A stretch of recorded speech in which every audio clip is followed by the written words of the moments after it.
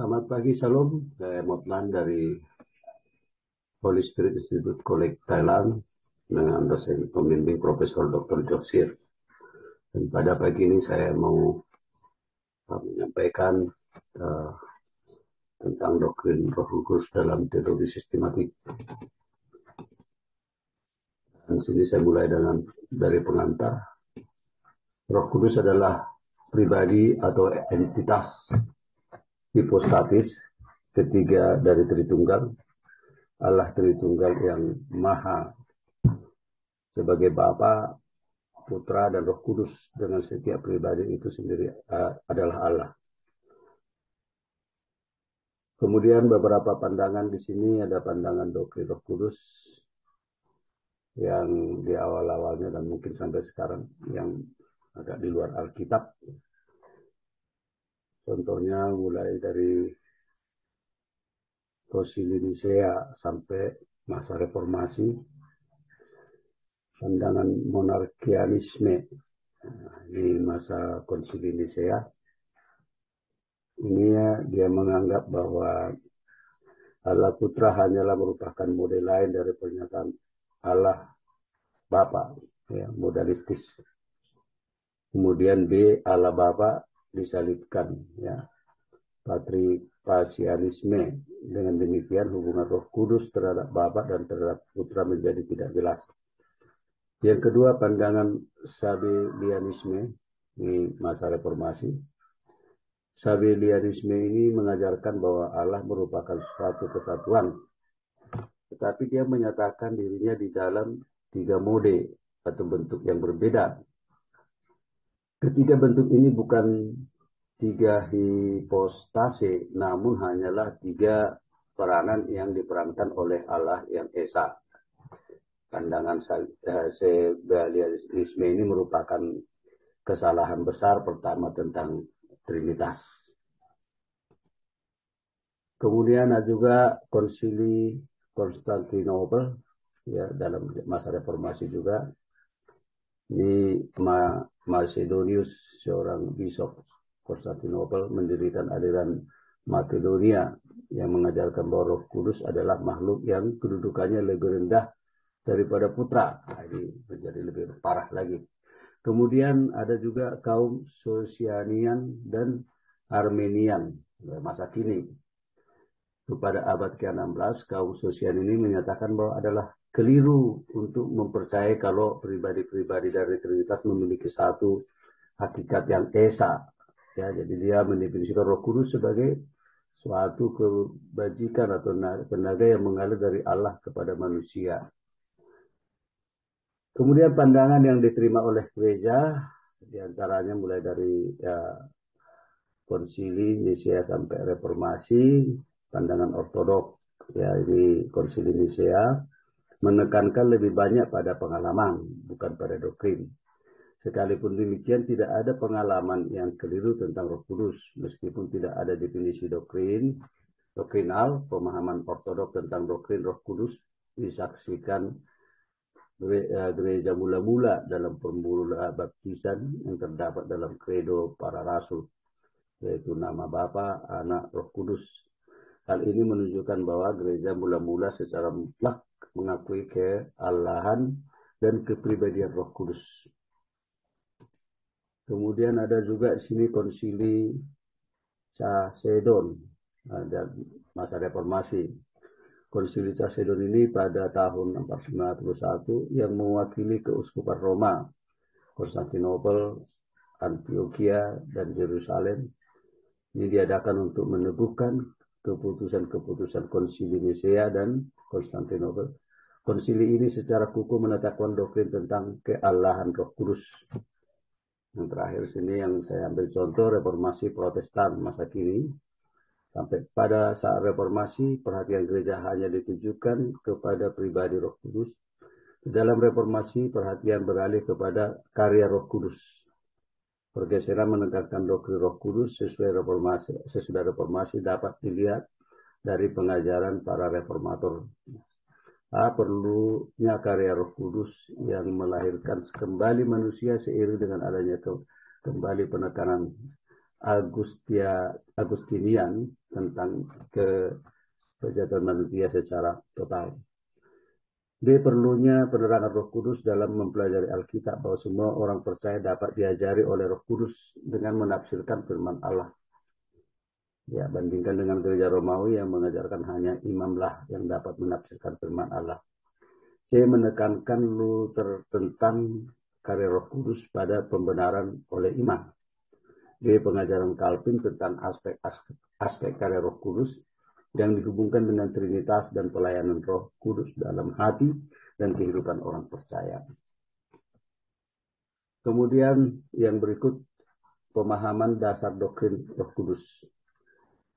A. Istilah Roh Kudus dalam Perjanjian Lama. Dalam Perjanjian Lama, roh berasal dari kata Ibrani ruah yang berarti angin.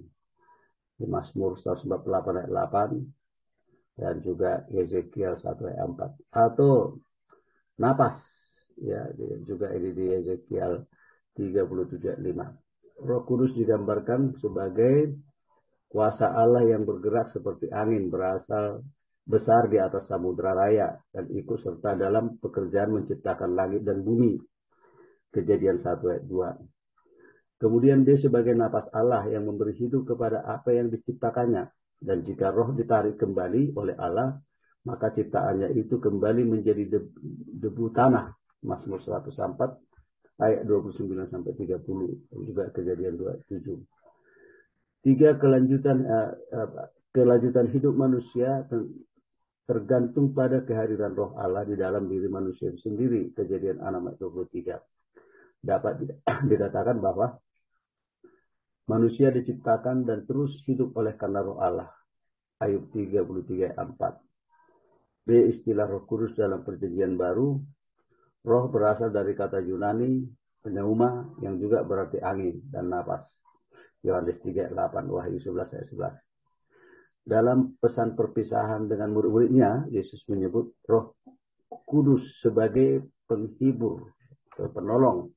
Yohanes 14 ayat 16 dan 26. Yohanes 15 ayat 26 dan ayat 16 ayat 7. Istilah ini berasal dari kata Yunani parakletos yang berarti pengacara yang menangani kasus seseorang atau sekutu yang memihak, menguatkan dan memberi semangat. Kemudian juga yang keempat, jika dalam Perjanjian Lama Roh Kudus hadir untuk memberi kuasa kepada manusia, maka dalam Perjanjian Baru Roh Kudus hadir sebagai pribadi yang mendiami orang percaya. Kemudian C. Roh Kudus sebagai pribadi. 1. Roh Kudus bukan suatu daya atau kuasa yang tak berpribadi ataupun suatu fenomena psikologis. Roh Kudus adalah pribadi ketiga dari Allah Tritunggal. Yohanes 16 ayat 3 sampai 14. Yang kedua, hal-hal yang membuktikan Roh Kudus adalah pribadi. A. Roh Kudus memiliki dan menunjukkan sifat-sifat sebagai pribadi. Dia memiliki pengetahuan. 1 Korintus 2 ayat 10 sampai 8 sampai 11. Dia menyatakan perasaan. Efesus 4 ayat 30. Memiliki kehendak. 1 Korintus 12 ayat 11. Kemudian B. Tindakan-tindakan Roh Kudus menunjukkan dia adalah pribadi. Misalnya berbicara kepada manusia. Kisah Rasul 13 ayat 2. Meyakinkan akan dosa, Yohanes 16 ayat 8, melakukan mujizat, kisah Rasul 8 ayat 39, menolong orang berdoa, orang percaya berdoa, Roma 8 ayat 26 dan 27. D. Kealahan Roh Kudus. 1. Alkitab mengajarkan bahwa Roh Kudus bukan saja suatu pribadi, tetapi dia juga adalah Allah, pribadi ketiga dari Allah Tritunggal. 2. Bukti-bukti Roh Kudus sebagai pribadi tidak harus menjadi bukti-bukti kealahannya. Namun bukti-bukti Roh Kudus sebagai Allah adalah juga merupakan bukti-bukti kepribadiannya. 3. Jika Allah adalah pribadi dan Roh Kudus adalah Allah juga, maka tentunya Roh Kudus adalah pribadi juga.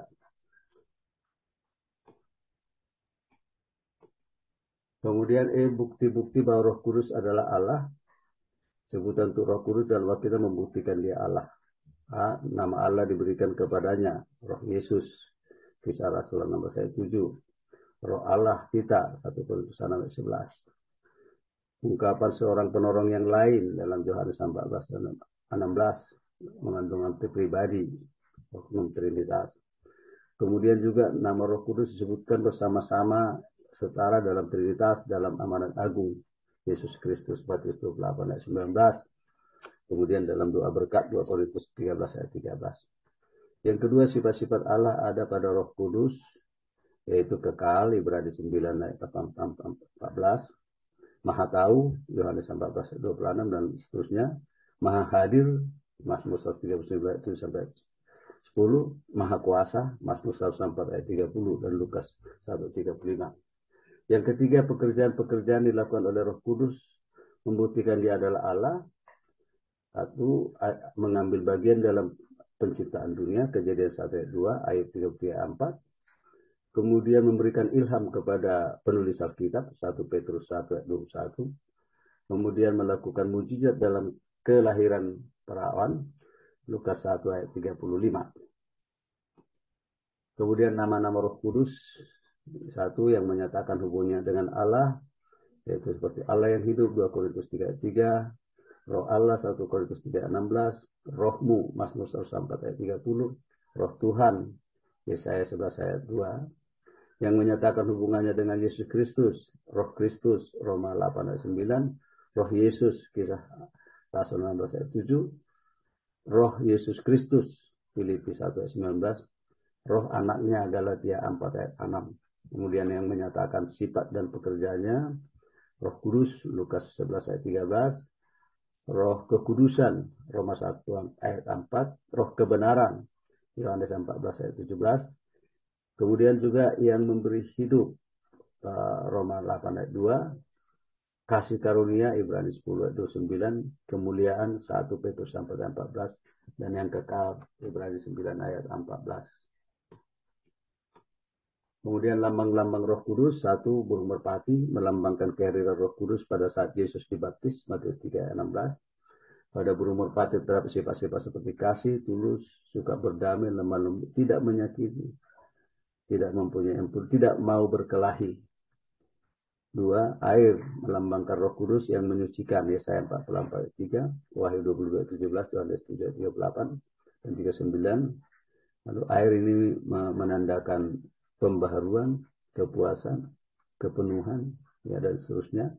Kemudian api melambangkan Roh Kudus yang menyelidiki, menyucikan, menerangi, memberikan kuasa. 1 Raja-Raja 18:38. Kisah Rasul 2:3. 4. Angin melambangkan Roh Kudus yang menyatakan kehidupan dan gerakan. Yohanes 3 sampai 8. Lalu minyak melambangkan Roh Kudus yang mengurangi, menguasai dan menerangi manusia. 1 Samuel 16 ayat 13. Yesaya 61 ayat 1 sampai 3 dan seterusnya. Dan ini akan saya lanjutkan ke presentasi berikutnya di presentasi kedua. Salam, terima kasih, selamat pagi.